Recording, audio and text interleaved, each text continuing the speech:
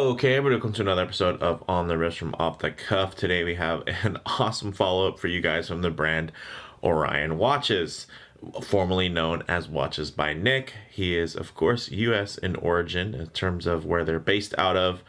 This particular type of watch is considered technically a pilot's watch.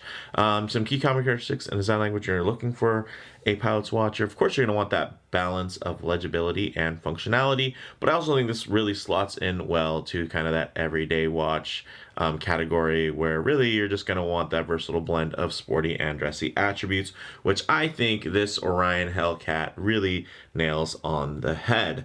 A little bit about this particular model: it's pretty much a continuing refinement and update to the Orion family design language. It really, again, it slots into that really popular everyday field and flight market that's really popping off right now. And the nice thing is that it's actually super thin, roughly a 5 millimeter thick mid case. So that's basically the spot, that sweet spot in between the bezel and the case back. It's about 5 millimeters thin, and this thing wears very, very nicely. I'm really digging it. I'm happy that I was finally able to purchase one. Because this particular combination kind of tickled my fancy, and I was, of course, I've been a long-term follower of Nick and the Orion brand on Instagram. So when he popped up a little listing about these particular this combination of dial and bracelet and case, with the brushed and the black, I was really happy that that popped up. It worked out. Kind of the holidays already, was looking for, itching really for a new watch, and this was one that I really wanted to revisit for a long time, so I was happy to be able to. So with all that said, let's go ahead, zoom the camera out, get this piece in hand, and take a closer look. All right, whew, what a looker, guys. Digging this one. I mean, it's always had really great aesthetics. The last time I had one of these in my hands, it was actually a prototype. And I have to say the production model is much nicer than the prototype that I experienced, and that was really nice. One of the main differences here, though, of course, apart from the dial combination, is this bracelet, which the pictures that Nick has on the Orion site really do not do justice to this thing. It is gorgeous. Look at the bevel. It's like straight mirror underneath each one of these Y links. Oh man, that's too much. Look at that. It's just flows really well. Absolutely nice and thin, and very short links as well. So this thing is just really well balanced. And you can see the clasp really, again, balanced against this beautiful case. Kind of that common thread here is, look at that beautifully curved case back, which will sit right on your wrist very nicely, high polished. And then you do get of course, the constellation of Orion on there. Very, very cool. And look at that mid case, guys. Beautifully thin, epic chamfer. Man, this thing is a looker. I'm so glad that he finally offered this combination. So these actually retail for $650. This has a 39 millimeter diameter. It has a 10.5 millimeter height with a 47 millimeter lug to lug, and because of those female end links, that is a true reading in terms of lug to lug. It is made out of stainless steel. It has a brushed and polished finish. The sapphire is actually kind of a low dome sapphire, so it's not completely flat. I mean, at least visually to me, it does appear to have a ever so slight dome that many might not even catch as they look. But for me, I did catch just an ever so slight dome. But it flows really well with the case, which I can really dig. And of course, you do have inner AR coating, which does help a lot with negotiating those reflections. Now, as far as the bezel goes, it's this really high polished concave bezel design. As you can see, it slopes inward, so it has nice curvature, which actually protects. You can see that rounded concave slope angle on there, which actually protects that highly polished surface, which is nice because essentially, right, if it was flat, it would be easier for things to hit it and grab it. Here, basically, there's a little bit of a drop in space, so that negative space, essentially, if something was to come at an angle, there's less material for it to hit. So it will hopefully keep that bezel looking pretty much impeccable for even longer, which I really like. The nice thing here, oh man, I love this crown. That's one of my favorite features kind of about Orion watches. Of course, Nick is a formerly trained watchmaker, and man, he understands that tactile connection that you get. This is a beautiful crown. I love the knurling, perfect size, really easy to actuate. Again, it's not just the look, it's also the interaction and the tactile feel and function when you're handling it. I dig that absolutely very, very much. And it's a screw down. So the 100 meters of water resistance you're going to get on this piece are a legit 100 meters. It's not just kind of, hey, splash and be afraid, because it does screw down. You can actually get this thing pretty wet. You can submerge it. I wouldn't take it diving by any means, but in all actuality, with that, screw down crown, it does mean that you can submerge this bad boy if needed. Now, as far as the movement goes, we do have an automatic Miyota 9039, and that's because this is the no date configuration. If you had a date, it'd be a 9015, and the date would be right there at the 6 o'clock. But because it's a no date, the nice thing is you're actually still getting you're not getting a ghost crown function because you used the 9039. Again, another nice choice. Definitely the choice of an enthusiast versus a penny pincher. So much appreciated. The case back, solid, of course, screwed in versus screw in, but it does have that beautiful high polished finish with the great Orion thing there, motif for the constellation, really nice, and again sits really well on the wrist because of that shape. So really quite handsome. And then, yeah, too bad you can't see the movement, but it's a nice trade-off, honestly, because it keeps it super thin, and not thin for no reason, thin, but thin by design, but it's not the key design feature, right? This thing looks good, and it just happens to be really thin. So kudos there. As far as this dial goes, it is, of course, nicely kind of matte finish with printed indices. We do have polished hands and BGW9 lume. So during the day, this is going to render as a very pure and clean white. But when you get it in the dark, you're going to get a nice little blue pop and lume.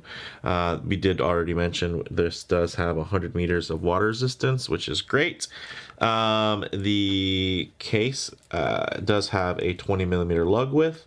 We do have these nice solid single link Y-link full steel bracelet here with the high polished center bevels, which is great, and honestly looks so much better in person than it does in kind of some of the stock footage that you're going to see posted all over the internet.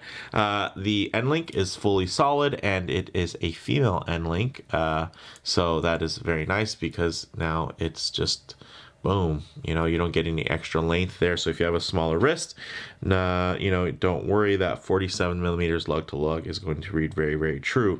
We do have a slight taper at just 2 millimeters, going from 20 millimeters down to 18, basically, and then fully milled here. And then the clasp itself, it doesn't look to be milled. It looks like it actually could be something that was form fit, but the nice thing is it does have that beautiful bevel, and it's signed, push button, plenty of room for micro adjustments there. You can see I have it all the way in, and this thing is really, really comfortable. A lot of it has to do with how thin this is and also how short each link is, which is really nice. So also it uses pin and collar connectors. So although not a favorite for many people, the nice thing is it does keep this bracelet quite thin and super comfortable. And the nice thing about pin and collars also is that you kind of set them and forget them. You don't have to worry about screws backing out, cross threading, or anything like that. You pretty much just have to make sure you don't lose any of the pieces, and you set it and it'll pretty much never, oh man, look at the look at the beveling on the center portion of those Y links. That is insane. I love that. It's almost like a little optical illusion of sorts. Really, really digging that. But you know what, guys? One of the key things that makes this watch so great is how well it wears. So let's go ahead, get it on wrist, and see how it wears. All right, guys, as you can see on my 7¼ inch wrist, this 39mm case wears really beautifully. Look at the way the light just dances on that brushing. Check out the clasp. Beautifully done. Great. You know, I love that signature there for the Orion logo. Again, you have this really cool light play that happens where, of course, the satin brush finish is capturing the light and rolling with it. And then this super high reflective chamfer bevel in there and towards the center link. Really gorgeous and kind of can play with negative space. So really beautiful. Look at that chamfer on the case. It just drips down the edge of those lugs. That solid end link, the brushing flows really nicely with the actual lugs of the watch. This thing is gorgeous. I love it, honestly. I like that it is wildly original. Well, you know, it's really, especially within this space, the kind of the flight and field space of kind of pilots' watches and kind of military field style watches. It's really easy to end up having a bunch of derivative features, but here you just get so much originality. Of course, you still are getting some of those key features like crosshairs. You're getting, of course, the numerals, but in case you know, these particular numerals are actually like a custom font. It's not like you even picked out a font from somewhere else and emulated it. So really down to the T, everything on here. Beautiful. Look at how low this thing rides on the wrist. A lot of that does have to do with that case back, the way that it sits and wraps around the wrist. And man, that is just insanely thin. That can definitely slide underneath a cuff. Looks absolutely gorgeous. Big fan of this, but let's go ahead and get this, you know, laid out for some loom shots, low light transition, and closing thoughts. All right, we'll go ahead and hit the lights. As you can see, BGW9, it's not super thickly applied, but again, this isn't really meant to be some toolish loom beast. This really is all about kind of that everyday versatility, so I can't be too mad, although it would be cool if there was some thicker loom applied there. But check this out, guys. One thing I do like to work into these loom shots is some light transition, because you're not always going to be out in the middle of a field enjoying direct sunlight. A lot of the times you're going to be coming in and out of a building, walking underneath an overhang, or maybe underneath some trees, or maybe just spending some time in your favorite automobile. So with that said, one thing I like to do in here is get some mixed lighting so that you can get an idea of how this watch is going to render in the metal. Even some high contrast lighting, which typically will expose some imperfections within the finish. You can still see that that light and that brushing really plays absolutely gorgeous together all around the case. That dial, that matte satiny finish does hold light really, really well. Still renders as quite black. You can see here, even with a lot of direct light on it, it's still going to catch a little bit of a shimmer, but still quite legible. It doesn't really white out, which is nice. And then pretty much in most viewing angles, it's going to render as very, very, very black. Very nice. So I'm digging this one. I'm so happy to finally add it to my personal collection. I'm glad that I kind of kept an eye out. There are some really other cool options that are out there in terms of what's in the store right now if you were to buy it, but let's get into some kind of closing thoughts. Now, on the wrist, super thin, it wraps around and gives you really that nice secure feel, which is great. Super comfortable and well balanced bracelet with short and thin links, which really work out. As far as model variants go, you can get a Sunray burgundy and gilt dial, or a Sunray green and gilt dial, and those will be with the satin brushed case, or you can get the matte black or a matte pale blue with a matte blasted case. And then basically there's also custom variations that will pop up on Instagram from time to time in limited quantities. So definitely keep an eye out for those. This was one of those where basically you're pairing that matte black dial with the satin brushed case and bracelet. And man, I'm really happy that this thing just works out. It's just a really cool space, kind of that black and steel space. And then of course that everyday adventure watch space as well. So I'm really digging it. And comparable models, it's kind of tough to compare due to kind of the level of originality at the price point. You know, most of the competition can be pretty derivative within this range, whether it's, you know, the overall shape or the color combinations down to, I mean, there's just so many different ones that are out there that have really cool elements, don't get me wrong, but they're mostly derivative elements, and they can mix and match them and play them well. But in this case, you're going to get a really original piece, you know, really from the ground up. And this thing is a looker, and I love that it doesn't necessarily look like anything else, even down to the bracelet. And I've seen other companies kind of do a different bracelet just for the sake of it being different, and it doesn't always work out. This case, yeah, this really does work out. It's super comfortable, and I think it looks great and captures the light in a really wonderful way that adds a lot of life to that visual interest while you're wearing, so that experience can be a lot more fun. Really guys, bottom line, Nick continues to define and refine the Orion brand. Orion. It's funny, actually, there's a when I was stationed in Okinawa in the Marines, there was a brand of beer called Orion, but you know, basically Orion is the way that it's pronounced. So pardon me if sometimes during this review I've said Orion, thinking about the beer.